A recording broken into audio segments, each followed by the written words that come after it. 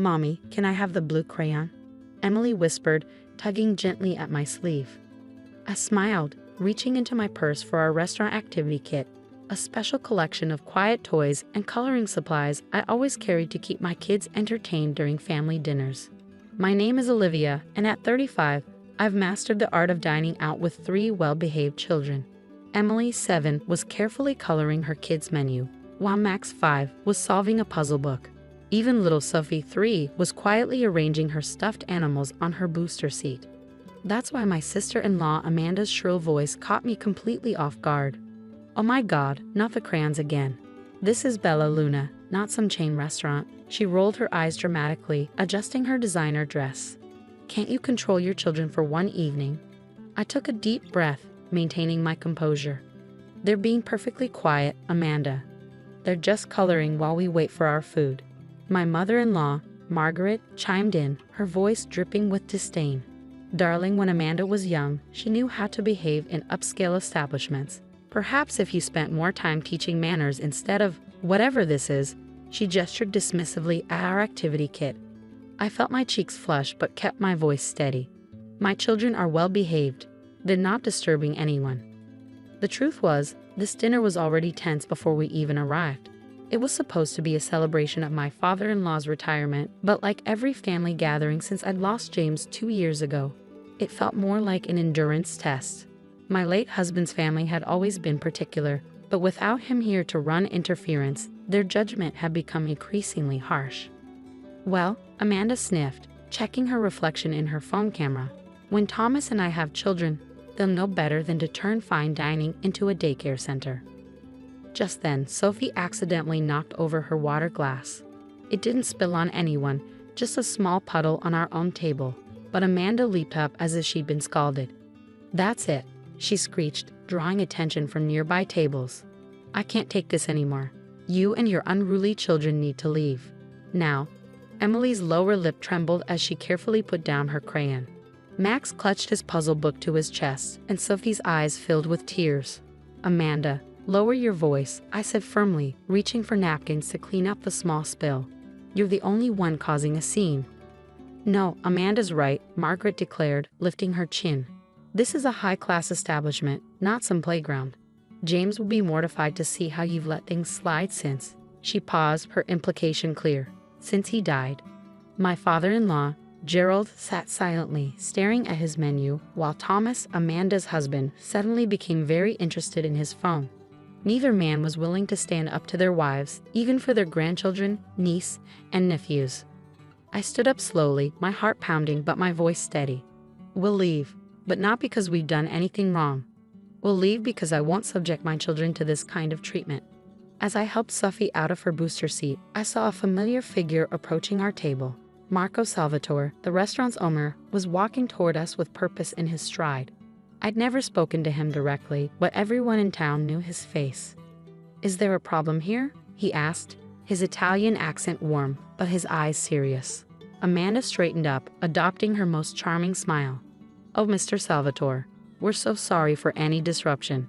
We were just explaining to my sister-in-law that this isn't really an appropriate place for small children." Marco's expression shifted as he looked at my kids, then back at Amanda. "Not appropriate? That's interesting, considering these children have been here many times before." Margaret's perfectly penciled eyebrows shot up. "That's impossible. We're regulars here, and we've never seen them." "No," Marco agreed, "you wouldn't have. They usually come for lunch with their father." He turned to me, his eyes softening. "You must be Olivia. James spoke of you often." The mention of my husband's name made my heart catch. You knew James?" Marco nodded, pulling up a chair to join our table uninvited. "Knew him? Signora, your husband saved this restaurant. 10 years ago, when the bank was ready to foreclose, James structured a deal that kept us afloat. He believed in our vision when no one else would. He never wanted recognition, said the food was all that mattered. He smiled at my children. He used to bring Emily here when she was just a baby, said the smell of our bread reminded him of his grandmother's kitchen. I felt tears pricking at my eyes. James had never mentioned this. It wasn't his way to brag about helping others, but it was exactly the kind of thing he would do. Marco continued, his voice carrying clearly to nearby tables. These children will always belong here. Their father helped ensure this place would exist for them to enjoy. He turned to Amanda and Margaret, his expression cooling significantly. Perhaps it is those who judge children for their natural joy who do not understand the true spirit of Italian dining. In my country, family is everything. The silence that followed was deafening. Amanda's face had turned an interesting shade of red, while Margaret seemed to be having trouble maintaining her usual superior expression. Marco turned back to us, smiling warmly. Now, I believe it's time for the special dessert course. Emily, would you like to help me in the kitchen? Your father told me you love to bake. Emily's face lit up as she looked at me for permission. I nodded, watching as Marco took her small hand and led her toward the kitchen, Max and Sophie following excitedly behind. Left at the table with my in-laws, I felt a strange sense of peace. You know, I said quietly, James always said this place felt like home. Now I understand why. The atmosphere at our table shifted dramatically after Marco's revelation. Amanda sat in stunning silence, aggressively stabbing at her pasta, while Margaret seemed to have lost her appetite entirely. My father-in-law, Gerald, however, had tears in his eyes. I remember when this place was just a hole in the wall, he said suddenly, his voice rough with emotion. James used to bring takeout from here every Sunday when he was working late on their refinancing deal. He said the owner reminded him of his grandfather. It was the most Gerald had spoken about James since the funeral. Just then, my children returned from the kitchen, their faces glowing with excitement and dusted with a bit of flour. Mommy, Max exclaimed, trying to keep his voice at what he called his inside level despite his enthusiasm. Mr. Marco showed us how to make cannoli, and he has pictures of Daddy on his wall. Sophie nodded vigorously, clutching a small paper bag. He gave us cookies, special ones. Emily, ever observant at 7, looked between the adults at the table before adding quietly, "There's a plaque in the kitchen with Daddy's name on it. Mr. Marco says he was a hero." I watched as Margaret's perfectly composed facade cracked slightly. She'd spent 2 years trying to dictate how we should remember James, how we should behave, how we should grieve. But here, in this restaurant she'd had tried to make us leave, was a piece of him we'd never known about. Marco returned to our table, carrying a tray of desserts that hadn't been on the menu. These were James's favorites, he said, setting them down. He would order them every time he came in for our Friday lunch meetings. Friday lunches? I asked, surprised. But he always said he had client meetings on Fridays. Marco smiled knowingly. He did. But he also made time to help me with the books, teach me about business loans, show me how to make the restaurant more profitable. He said everyone deserves a chance to build something lasting for their family. He looked pointedly at Amanda and Margaret. All families. Amanda shifted uncomfortably in her seat. I didn't know James was involved with this place. There's a lot you didn't know about my son, Gerald said suddenly, his voice stronger now. He didn't just work at the bank, Amanda. He built relationships. He helped people. He turned to me, his eyes wet. Olivia, I'm sorry. We've been so wrapped up in maintaining appearances, we forgot what James really valued. Margaret started to say something, but Gerald held up his hand, silencing her for perhaps the first time in their marriage. No, Margaret, enough. Look at these children, our grandchildren. They're not being disruptive. They're being curious, engaged just like their father was. Marco nodded approvingly before being called away to another table. As he left, a young waitress approached with a small, leather-bound book. Mrs. Harrison, she said, addressing me. Mr. Salvatore wanted you to have this. It's a collection of recipes your husband helped save when we digitize our systems. He wrote notes in the margins. I opened the book with trembling hands. There, in James's familiar scrawl, were little notes about each dish. Emily would love the chocolate in this, said one. Need to bring Max here when he's old enough to appreciate the tiramisu, said another. The last entry was dated just a week before the accident, Sophie's first birthday coming up. Maybe Marco will help me plan something special. He never got to, I started, my voice catching. But we can, Emily said firmly, sounding so much like her father it made my heart ache. Mr. Marco said we can come back anytime. They'll teach us all Daddy's favorite recipes. Thomas, who had been quiet throughout the evening, finally spoke up. Amanda, he said softly, I think we owe Olivia and the kids an apology. Amanda looked like she'd bitten into something sour, but before she could respond, something remarkable happened. Sophie, my youngest, walked over and placed her paper bag of cookies on Amanda's plate. "Daddy always said sharing makes things better," she said with the simple wisdom of a 3-year-old. "You can have my cookies, Auntie Amanda." The gesture seemed to deflate whatever argument Amanda had been building. She looked at the small bag, then at Sophie's earnest face, and something in her perfectly maintained facade crumbled. "I'm sorry," she whispered, then louder, "I'm sorry, Olivia. I've been awful. James would be so disappointed in how I've treated his family." Margaret still sat rigid in her chair, but I could see her fingers trembling as she reached for her water glass. The carefully constructed world she'd built, where appearances mattered more than feelings and propriety trumped family, was cracking at the foundations. "Maybe," I said, choosing my words carefully, "we could make this a new tradition. Friday family dinners here, in James's honor. The children could learn about their father's legacy, and we could all remember him the way he'd want to be remembered, bringing family together over good food." Gerald was the first to respond. "I think that's a wonderful idea." He looked at his wife and daughter. "What do you say?" Ready to learn what this place meant to James. 1 year later, I sat at our regular Friday table at Bella Luna, watching Emily help Marco knead dough in the open kitchen. Max was carefully setting the table, with Sophie trailing behind him, placing the special children's menus James had apparently helped design years ago. The changes in our family over the past year had been remarkable.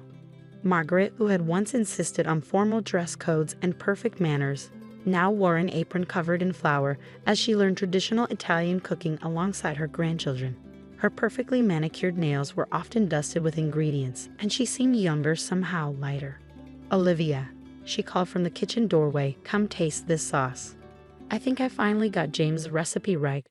It still surprised me sometimes, this new version of my mother-in-law. After that first revealing night, she had thrown herself into learning everything about James's connection to Bella Luna. Each discovered detail seemed to crack her rigid exterior a little more, until the real person underneath began to emerge. Amanda had changed too. Her designer dresses were still present at our family dinners, but now they were often protected by one of Marco's spare aprons as she learned the art of pasta making. Her pregnancy announcement 3 months ago had come with a humble request. She wanted her child to grow up knowing this side of their Uncle James. "The sauce is perfect," I told Margaret, tasting the spoonful she offered, just like James used to describe it.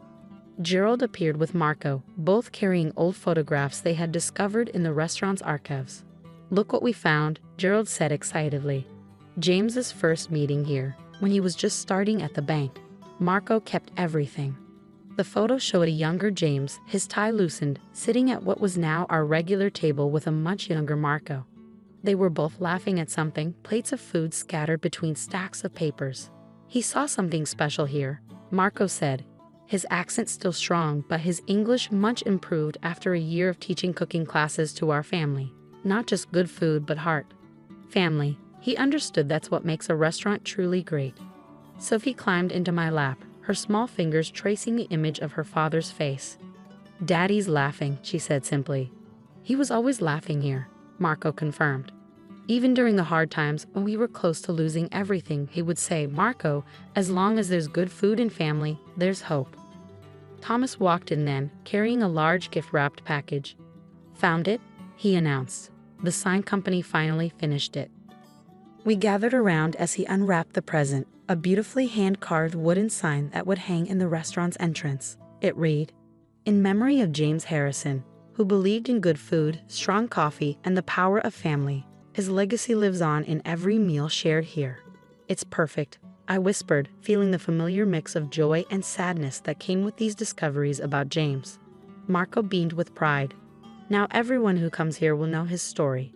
And speaking of stories," he waved to his daughter, Maria, who brought out a leather-bound book we had all grown familiar with over the past year. It was our family recipe book, started with James' original notes but now filled with our own additions. Emily's first successful batch of marinara sauce, Max's creative pizza toppings that had actually turned out delicious, Sophie's special way of arranging the antipasto platter. Even Amanda had contributed, combining her flair for presentation with traditional recipes. "Time to add another one," Marco announced. Margaret's perfected sauce recipe deserves a page. As we gathered around the book, I couldn't help but marvel at how much had changed. A year ago, this family had been fractured by grief and rigid expectations. Now, here we were, flower-dusted and laughing, united by James's hidden legacy. "You know," Gerald said, putting his arm around Margaret, "James would love this. Not just the cooking and the food, but this, all of us together, making new memories while honoring the old ones." Margaret wiped a tear with the corner of her apron. "He always knew better than us, didn't he? About what really matters." I looked around at our transformed family, Emily proudly showing Marco her perfected dough kneading technique, Max and Sophie decorating cookies with Amanda, Thomas photographing every moment. The formal dinners and stiff conversations have been replaced by something real, something warm. To James, Marco said, raising a glass of wine, "Who gave us more than just financial advice. He gave us the recipe for bringing family together." We all raised our glasses, even the children with their special juice cups, and I felt James's presence stronger than ever. Not in the formal family portraits Margaret used to insist on, or in the rigid rules of behavior Amanda used to enforce, but in the laughter, the messy aprons, the imperfect but love-filled attempts at recreating his favorite dishes. This was his true legacy, not just saving a restaurant, but creating a place where his children would always belong, where his family would learn to break bread and barriers together, where love mattered more than appearances. And as I watched Sophie attempt to teach Margaret the proper way to twirl spaghetti, like Daddy showed me in heaven, Nana, I knew that sometimes the most precious gifts are discovered in the most unexpected moments, even when they start with someone trying to throw you out of a restaurant.